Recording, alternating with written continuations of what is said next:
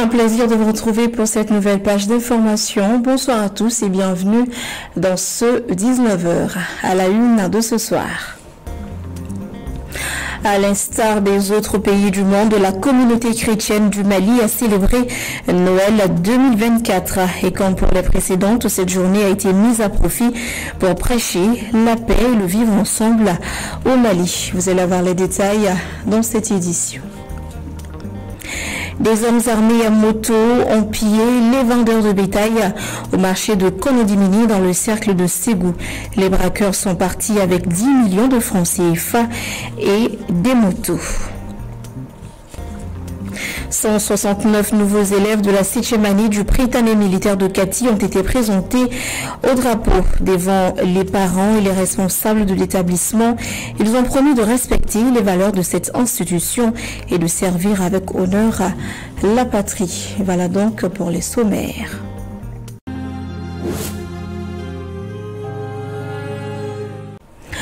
Bienvenue si vous nous rejoignez. L'église évangélique protestante de Bamako-Koura, à l'instar d'autres églises du Mali, a célébré le réveillon de Noël marquant la naissance de Jésus-Christ.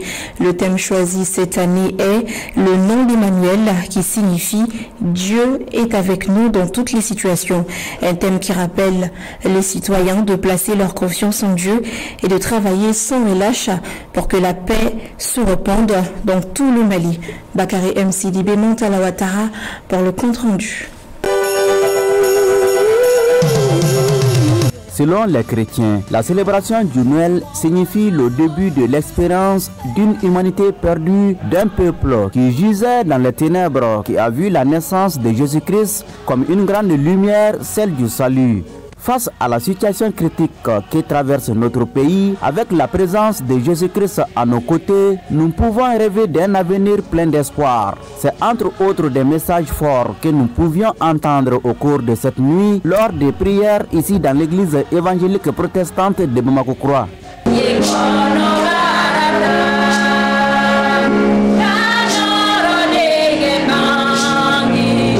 Avec la venue du Messie, d'Emmanuel, alors tout est permis en espérance dans ce monde et dans l'au-delà.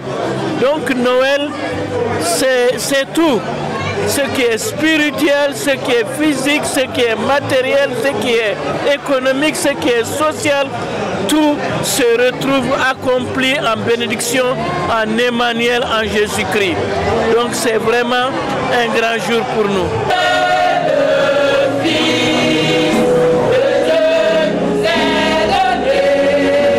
La célébration de la nuit de naissance de Jésus-Christ est aussi mise à profit par les fidèles chrétiens pour rappeler aux citoyens à être les artisans de paix au sein de leur communauté.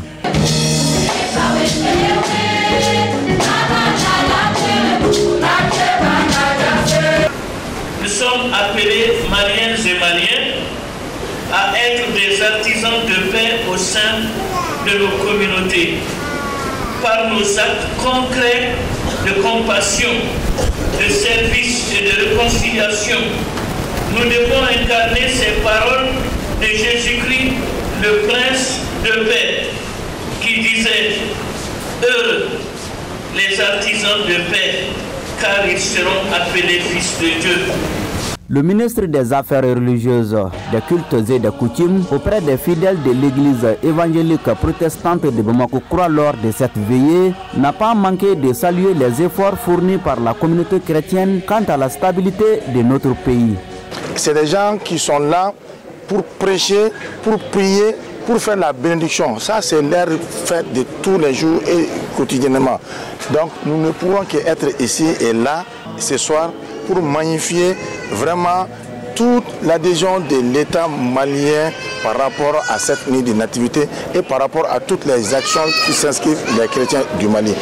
On a quitté l'église catholique, on est maintenant à l'église protestante. C'est le même message, le message de la paix, le message de la solidarité, le message de vivre ensemble et surtout le message d'être toujours main dans la main contre ceux qui sont nos ennemis.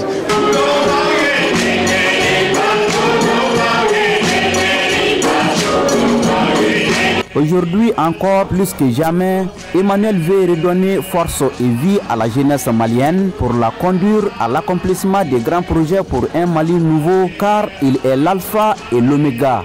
Emmanuel, Dieu est avec nous. Si Dieu est avec nous, qui sera contre nous? Joyeux Noël à tous les chrétiens. Emmanuel, Dieu est avec nous. La communauté chrétienne de Missabougou, en commune 6 du district de Bamako, a également célébré ce mercredi 25 décembre la naissance de Jésus-Christ dans la joie et la convivialité. La cérémonie a été marquée, entre autres, par des prières et des vœux pour la paix et la réconciliation au Mali. Oumar Keïta, Zakaria Oumar Keïta pour le compte-rendu. Ils sont des centaines de fidèles chrétiens à prendre d'assaut l'église de Missabougou pour célébrer ensemble la naissance de Jésus-Christ. Habillés en uniforme pour l'occasion, les fidèles estiment que cette célébration est un moment idéal pour rendre grâce au Seigneur. Vraiment, c'est une action de grâce. Moi, je rends beaucoup grâce à Dieu pour ce beau jour. Vu les difficultés que les gens traversent, et Dieu nous a permis ce beau jour. Donc je suis vraiment dans la joie. Nous sommes toujours d'un même cœur, prier pour le pays, que le Christ que nous avons reçu, c'est quelqu'un qui est venu pour la paix, pour nous sauver. Donc cette paix aussi, c'est aujourd'hui aussi un jour pour nous de partager cette paix-là avec tous nos proches et avec tous ceux qui ne connaissent pas le Seigneur. Après avoir expliqué le contexte du Noël, le pasteur de l'église de Missabougou a profité de cette occasion pour faire des prières pour la paix au Mali. Qui vit au Mali et dans l'espace AES sait très bien ce qui se passe dans notre environnement. Ça, c'est la paix que nous cherchons. C'est la réconciliation entre les peuples qui est beaucoup plus recherchée en ces instants-là. Et donc, si la fête de Noël arrive, nous ne pouvons ne pas penser à ça, parce que l'État même est en train de s'évertuer à trouver la paix, l'entente, la cohésion et la réconciliation entre ses fils. Des fidèles musulmans ne sont pas restés en marche de cette célébration de Noël. Ils ont marqué de leur présence aux côtés des chrétiens de Missabougou pour montrer l'unicité et le vivre ensemble au Mali. Donc c'est dans le but de non seulement resserrer les liens de fraternité qui nous lient. Parce que tout d'abord, nous sommes tous des hommes. Et à part ça, nous sommes des Maliens. Et la religion nous demande de vivre ensemble. La Bible l'a signifié, le Coran l'a signifié. C'est seulement le vivre ensemble qui peut faire que l'homme peut avancer. Donc c'est pour commémorer tout ça et aussi rendre grâce à Allah subhanahu wa ta'ala que nous sommes là aujourd'hui. Des chants de prière, des vœux pour la paix et la cohésion sociale au Mali ont mis fin à la messe.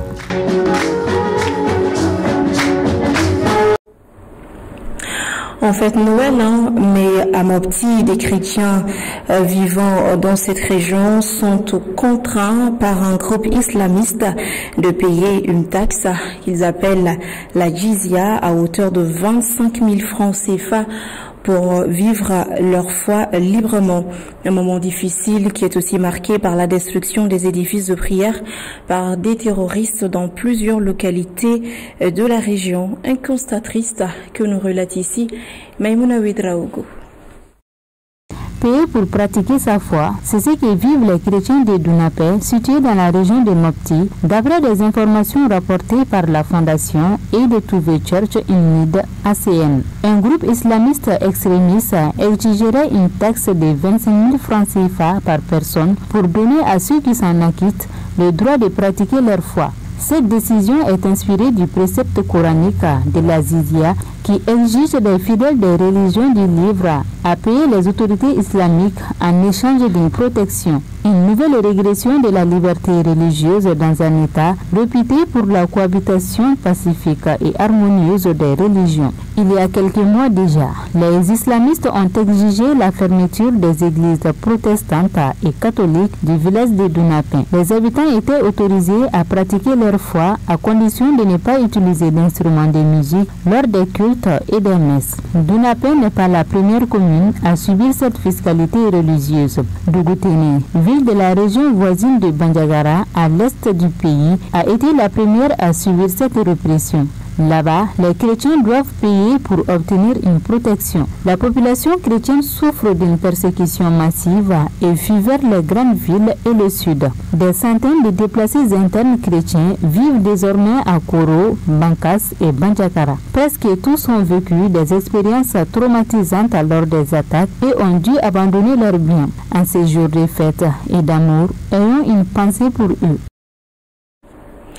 Actualité sur un tout autre plan, les forces vives du Mali ont organisé le samedi dernier un meeting à Bougouni pour soutenir la Confédération de l'Alliance des États du Sahel, dont la présidence est assurée actuellement par le président de la transition malienne, le général d'armée Assimi Goïta. Une occasion pour les organisateurs d'inviter les populations de la Confédération de l'AES à l'union sacrée pour surmonter les multiples défis communs aux trois pays de la Confédération, à savoir le Mali, le Niger et le Burkina Faso. Le point, c'est avec Zakaria Oumar Keïta. La mobilisation était totale à ce meeting de Bougouni. Il a vu la participation des représentants des 19 régions du Mali et du district de Bamako. Une preuve de soutien aux dirigeants des pays de la Confédération AES. Nous sommes rassemblés ici en ces jours inoubliables pour échanger, partager nos aspirations, apprendre des uns des autres et pour renforcer les liens qui nous unissent. Cet événement est une occasion unique pour célébrer notre patrimoine commun, tout en envisageant des voies nouvelles et innovantes pour renforcer notre intégration. La déclaration lue par le général à la retraite Menkoro Kane, président de la commission de défense du CNT, rassure le président de la Confédération AES du soutien indéfectible des forces vives du Mali. Les forces vives de la nation ont décidé d'organiser ce grand meeting populaire qui réunit les forces vives venant des 19 régions du Mali et du district de Bamako. L'objectif de la tenue de ce meeting est d'apporter notre soutien aux États de l'AES et au président de la transition, le général d'armée Assimi Goïta, chef de l'État du Mali. Et ce meeting consacre aussi la célébration de la présidence de la Confédération par le général d'armée Assimi Goïta. Notre présence ici, c'est sur l'invitation des forces vives de la nation malienne. Tout le monde est invité, c'est le peuple du Mali, le peuple du Burkina et le peuple du Niger. Donc nous sommes venus conformément à l'intitulé même du meeting populaire qui intègre que la défense de la patrie est un devoir pour tout citoyen conformément à la Constitution du 22 juillet 2023. Et également, comme disait notre hymne, que quand l'ennemi rentre de dedans ou de dehors, nous devons être debout sur les remparts. Mais aussi de célébrer la présidence de la Confédération assurée par le général d'armée Assimi Goïta. Cette déclaration fait appel à la création d'un seul mouvement qu'on appelle le mouvement pour la pérennisation, la continuité et la préservation des acquis de la transition. La cérémonie a pris fin par la remise de la déclaration au gouverneur de la région de Bougouni, qui a promis de la remettre à acquis des droits. Des prestations artistiques ont aussi été des moments forts de ces meetings.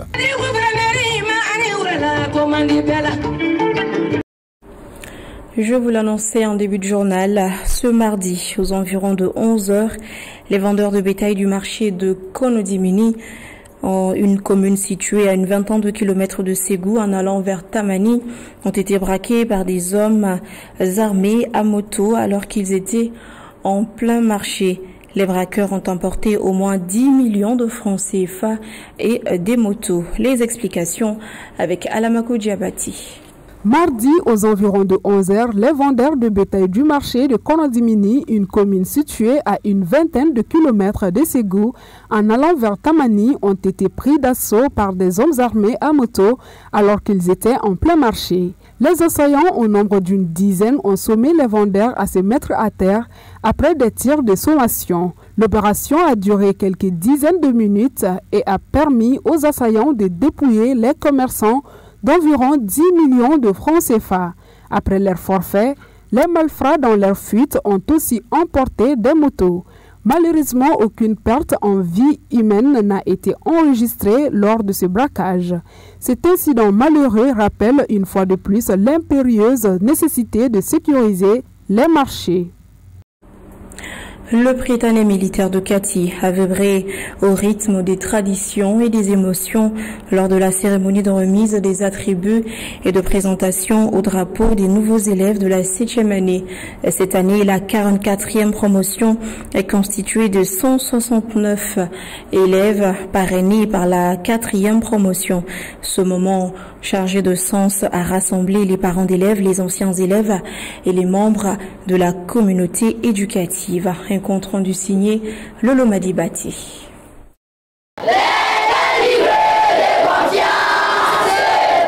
L'hymne national entonné avec ferveur par les élèves symbolise leur engagement envers la patrie.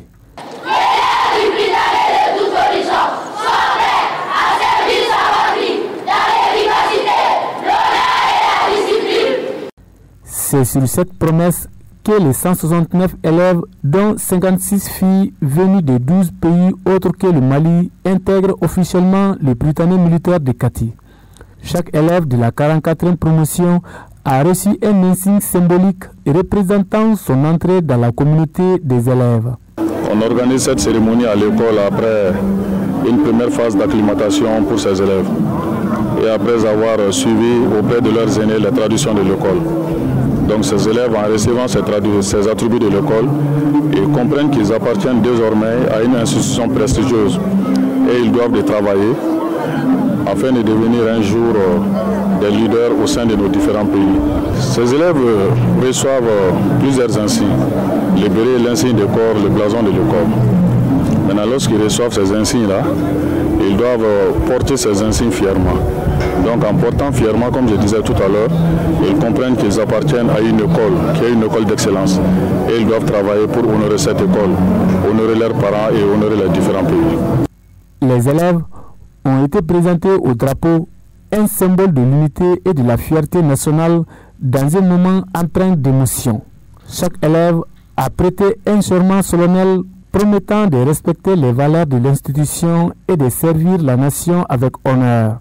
Les parents émus ont partagé leurs sentiments sur cet événement marquant par leurs enfants.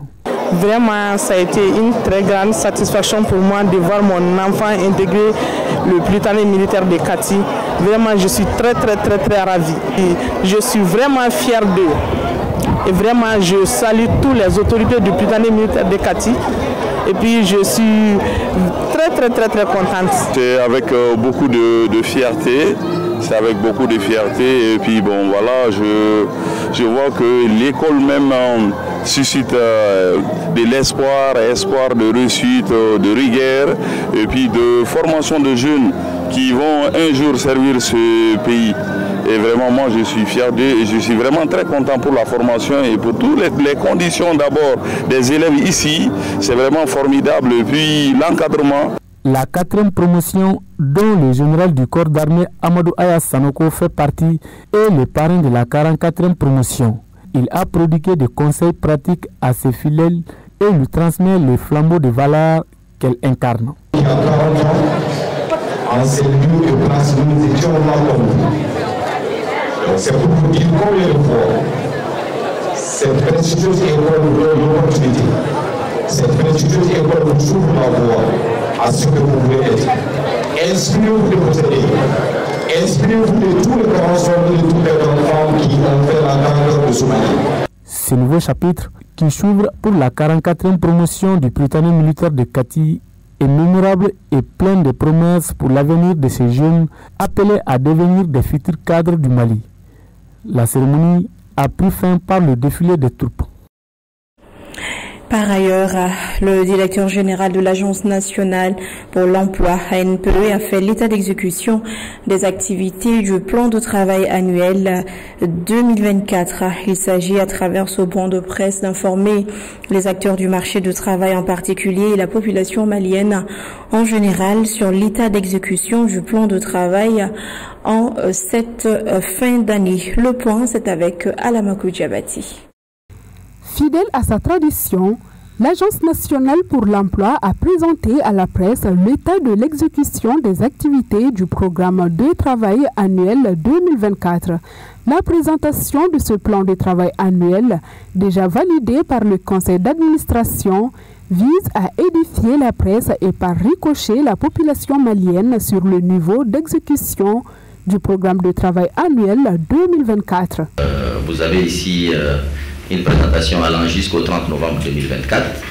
Je tiens à rappeler que déjà le plan de travail annuel a été validé par le Conseil d'administration au titre de l'année 2025 et l'évaluation à mi-parcours aussi a été également validée. Donc nous faisons juste aussi cette présentation pour un autre groupe cible, donc qu'est la presse. Et selon les chiffres présentés, les résultats sont satisfaisants. En 2024, nous avions planifié dans la mise en œuvre à partir de la fin de l'année 2023, justement, 334 sous-activités réparties en 86 activités sur l'ensemble du territoire national, justement d'un état d'exécution qui donne un taux global sur la période, c'est-à-dire jusqu'au 30 novembre 2024, de 83,7%. en termes d'exécution. Le président du conseil d'administration, qui voit en cet exercice un souci de transparence dans la mise en œuvre des programmes de travail annuels, salue l'ANPE pour la régularité de cette activité. L'exercice du point de presse semestriel, qui est une innovation, résulte de ce souci de transparence de la direction générale pour montrer au public et aux usagers les réalisations effectuées durant l'exercice budgétaire, et cela en arrimage avec le plan stratégique de développement PSD Vision 2021-2025. Le conseil d'administration, par ma voix, tient à féliciter le directeur général de l'ANPE et l'ensemble de son personnel pour la tenue régulière de ces points de presse. Au cours de la rencontre avec la presse, le directeur général de l'ANPE a informé les hommes des médias de l'opportunité de formation gratuite en informatique des journalistes par sa structure.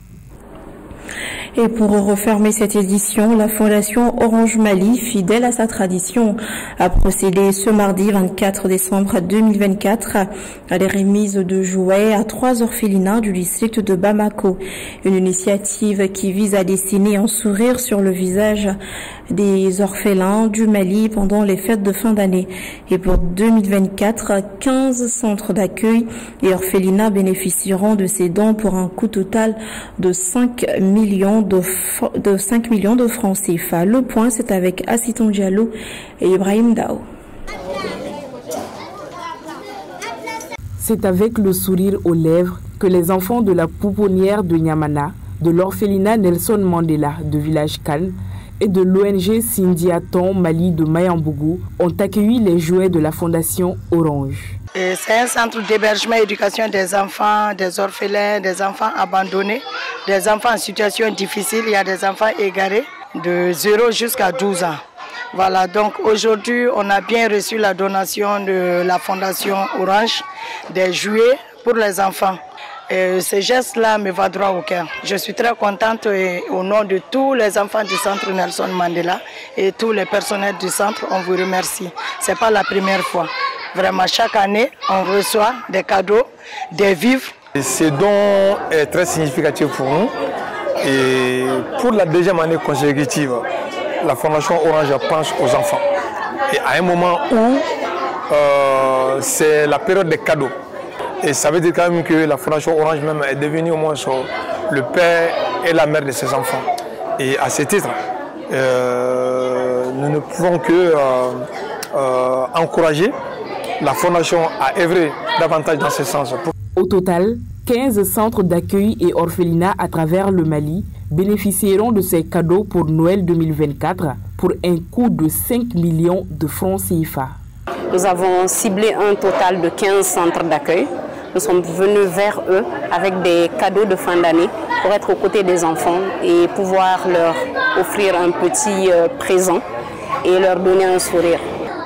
Tout ce qui est vivre, tout ce qui est activité même génératrice de revenus. Il y a même des centres qui ont bénéficié de salles multimédia avec des ordinateurs. Là où l'opération 2024 nous a coûté 5 millions de francs CFA. Uniquement dans le district de Bamako, mais nous comptons élargir à d'autres centres pour les prochaines éditions. Depuis 2006, la Fondation Orange dessine un sourire sur le visage des enfants orphelins du Mali pendant les fêtes de fin d'année avec des remises de jouets au plus grand bonheur de ces tout petits. Et c'est avec un bonheur que je mets fin à cette édition. Grand merci à tous ceux qui ont contribué à sa réalisation.